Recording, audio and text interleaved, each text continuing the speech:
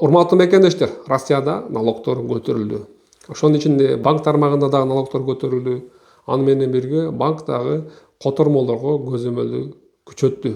Бул жаңылык бир гана Россияда жүргөн кыргыз мекендештерге, кыргыз мигранттарга гана эмес, Россияда жүргөн биздин кыргызстандык, россиялык атуулдугу бар мекендештерге дагы тиешелүү. Себеби биздин Россиядагы атуулдук алган мекендештер көпчүлүгү бизнесмен алектенишет, чоңдогон акчаларды перевод кылышат. Мен ойлойм, көп акча перевод кылган биздин мекендештер үчүн жана банк карталарын колдонгон бардык биздин мекендештер үчүн бул видео актуалдуу жана пайдалуу. Ошондуктан видеого лайк басабыз жана видеону аягына чейин көрөбүз. Ошону менен бирге биздин каналга подписаться болуп коюуну дагы унутпайбыз. Эгер сиз бүгүнкү видеодо айтылган эрежелерге көңүл буруп кындыксыз аткара турган болсоңуз, сиздин картаңыз блокировка болбойт. Россияда азыркы учурда эң көп обсуждение болгон тема бул банк переводторго, банктан которууларга 22% комиссия төлөйбүзбү деген жаңылык болуп жатат. Жана бул жаңылыкты аябагандай көп группаларда, пабликтерде, орус соцсеттеринде дагы катуу талкуулап жатат. Бул маалыматтын чын төгүн айта турган болсом, 22% комиссия эч кандай банк которууларга болбойт. Болгону 22%га налогту көтөрдү. НТСти орус өкмөтү 22%га көтөрдү. Бул көтөрүү бир гана бизнеске эмес, бир гана жеке бизнеске эмес, ошол менен учура банктарга дагы салыкты көтөрдү. 22%га салык көтөрүлгөндөн кийин банк аны чөнтөгүнөн төлөбөйт албетте. Ал 22%дык төлөмдөрдү өзүнүн кызмат акыларынын баасын көтөрөт.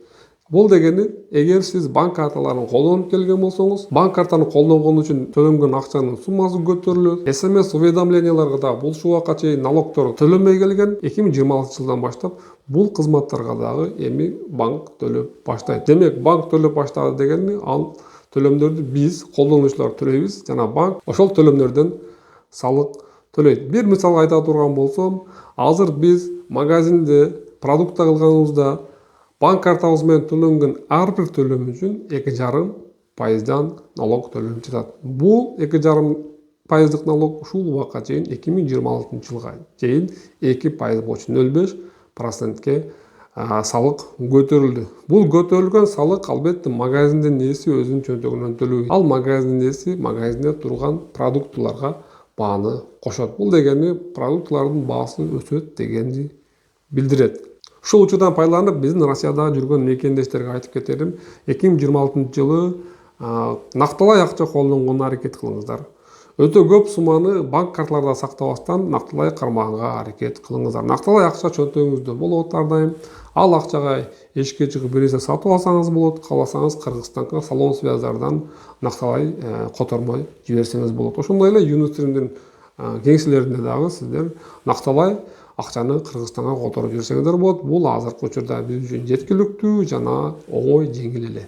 Россия Центробанкы банк которууларга катуу көзөмөлдү күчөттү. Бул дегени ушул убакка чейин күмөндүү аракеттер деген 6 бир түрү болсо, күмөндүү аракеттердин, ошол күмөндүү аракеттердин эсебине дагы бир 6 күмөндүү аракетти коштук. Жалпысынан 12 күмөндүү аракет болду. Бул дегени сиздердин ар бир которгон котормоңуздарга көзөмөл катуу күчөйт дегенди билдирет.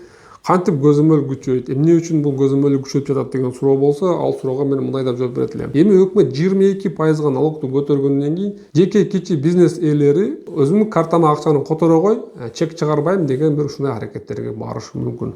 Мына ошого окшогон салыктан качуу, налогтон качуу аракеттерин бөгөт коюу үчүн Центробанк аркылуу орус өкмөтү биздин которууларга катуу көзөмөл кылат. Күмөндүү аракеттер же орусча айтканда подозрительный действиялардын биринчиси бул сиздин башка бирөөгө банк картаңыздан онлайн банктан акча которгонуңуздан кийин 6 сааттын ичинде күмөндүү звоноктор. Күмөндүү звоноктор деп муну өйдөдөн карап турган сотовый оператор же банк айтышы мүмкүн, бирок сизге жөн гана досуңуз, аялыңыз, ата-энеңиз чалышы мүмкүн. 6 сааттын ичинде сизге келген звоноктор көп боло турган болсо, Центробанк сиздин банк картаңызды блокировка кылат. Себеби сотовый оператор ушунча звонок келди деп банкка отчет берет. Банк буну подозрительный действие, мошенниктер акчасын алып жатат деген жүйө менен сиздин банк картаңызды жана котормоңузду дагы тоңдуруп коюшу мүмкүн.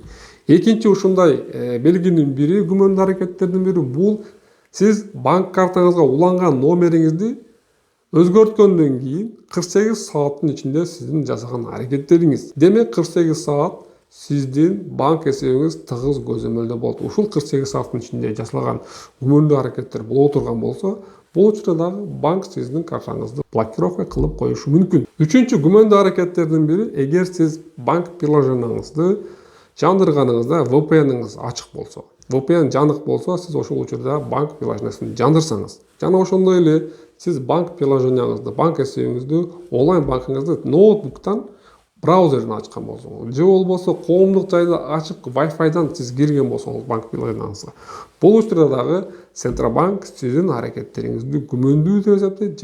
Дагы бир күмөндүү аракеттердин бири, бул аракет аябай кеңири тараган десем болот. Сиз Сбербанктагы картаңыздан Тинькофф картаңызга акча котордуңуз.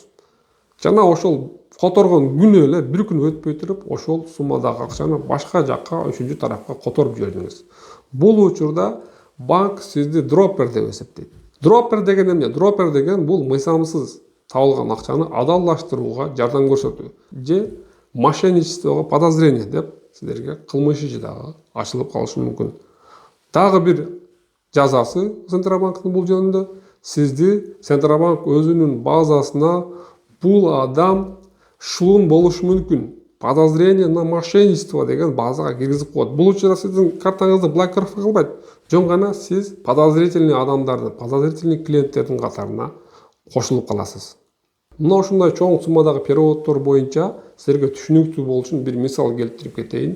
Биздин Садоводдо иштеген кыргызстандык, россиялык паспорту бар бир мекендешибиз чоң суммадагы товарын сатты. Жана ошол сумманын акчасын өзүнүн картасына которгузуп алды. Жана банктан алган кредитин жабуу үчүн ошол чоң суммадагы, мисалга 700 миңдей акчаны ошол эле күнү банкка кредитке жабуу үчүн которуп салды. Мынчалык чоң суммадагы акчаны күмөндүү деп эсептеген банк бул учурда банк карталарды блокировка кылат, котормону тоңдурат. Жанагы биздин мекендешти кийин эмнени талап кылат? Акчанын пайда болуу булактары боюнча справка алып кел деп талап кылат. Ал справкаларды алып келүү дагы минимум 10 күн убакыт алат. Ал учурда баягы банктан алган кредиттин проценти өсүп кетет. Бул учурда биздин мекендеш эмне кылат? Башка банкка барып, же микрозаймдан алып туруп, акча төлөп, ошентип эптеп, септеп 10-15 күндө жабат. Еще плюс 10-15 миң чыгашага кирип атат. Жок жерден 10-15 миң биздин мекендештер чыгашага кирип. Күмөндүү белгилерди билбегендиктен. Азыр мен сиздерге төмөндө эрежелерди айтып кетейин. Ошол эрежелерди угуңуздар жана ошол эрежелерди сактаганга аракет кылыңыз. Биринчи эреже, сиз эсебиңизге котормо алгандан кийин ал акчаны 1 сутка же 2 сутка өзүңүздүн эсебиңизде турсун. 2 сутка тургандан кийин 3 суткада башка бирөөгө которуп баштаңыз. Экинчи эреже, эгер сиз үй сата турган болсоңуз, клиент менен келишип койдуңуз же автоунаа сата турган болсоңуз, чоң суммадагы каражат сиздин банк эсебиңизге келе турган болсо, 1 сутка мурун банкка чаласыз дагы. Мен ушундай үйүм саттым, же автоунаам саттым, менин банк эсебиме ушунча суммадагы акча келип которулат, жана мен ошол күнү эле ошол суммадагы акчаны бул жакка котором деп заранее айтып, банкты эскертип коюңуз. Бул учурда сиздин банк эсептериңиз култанбайт, котормолор тоңдурулбайт, жана сиз кеңири сатып, ал акчаны башка жакка которуп колдонсоңуз болот. Бул учур албетте сиздер үчүн ыңгайсыз болушу мүмкүн. Эмне үчүн мен заранее башкага чалышым керек, эмне кылышым керек деп.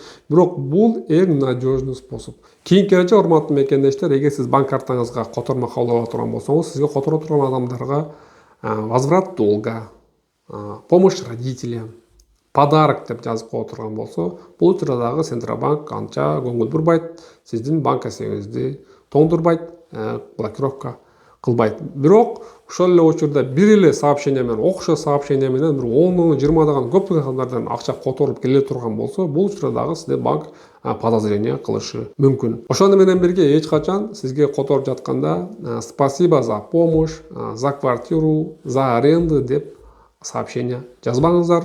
Жана сизге которгондорду антип жазбасын. Бул учурда банк сизди подозрение кылат. Андан кийинки эреже, урматтуу мекендештер, өтө көп суммалык акча которо турган болсоңуздар, майда суммаларга бөлүп которбоңуздар. 300 миң которо турган болсоңуздар, 300 миңди бир перевод менен которуп салыңыздар. Эгер майдалап 30 миңден 2 сааттын ичинде 10 перевод кыла турган болсоңуздар, банк сиздерди сөзсүз подозрение кылат, эсебиңерди блокировка кылат, переводду тоңдурат жана акчанын пайда болгон булактарынын справкаларды талап кыла баштайт. Ошондуктан чоң суммада акча которо турган болсо, мен жогоруда эрежеде айтып кеттим, банкка чалабыз заранее жана бир эсеп менен, бир перевод менен которуп салабыз. Кийинки эреже, урматтуу мекендештер, эгер банк картаңызга байланган номериңизди өзгөртө турган болсоңуз, бул учурда 1 сутка же 2 сутка чоң сумма акча которуудан карманыңыз. Банк картасы же банк эсеби блокировка болгон мекендештерге менден дагы бир кеңеш: эгер банк картаңыз, эсебиңиз блокировка боло турган болсо, банктан сиз кагаз түрүндө түшүндүрмө сураңыз. Банк сизге мыйзам боюнча кагаз түрүндө түшүндүрмө берүүгө милдеттүү. Ошону менен бирге акчанын пайда болгон булактары боюнча справкаларды, Divine DFL же купли-продажа окшогон документтерди да кошо даярдап турсаңыз болот. Эгерде сизге банк кагаз түрүндө түшүндүрмө бербей турган болсо, анда сиз Центробанктын сайтына киресиз, бул cbr.ru, жана ошол банкка эмне кылабыз? Жалоба жазабыз.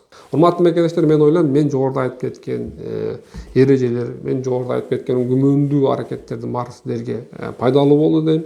Жана үмүт кылам, ушул видеого лайк басасыздар жана башка мекендештерге жөнөтүп коесуздар деген ойдомун.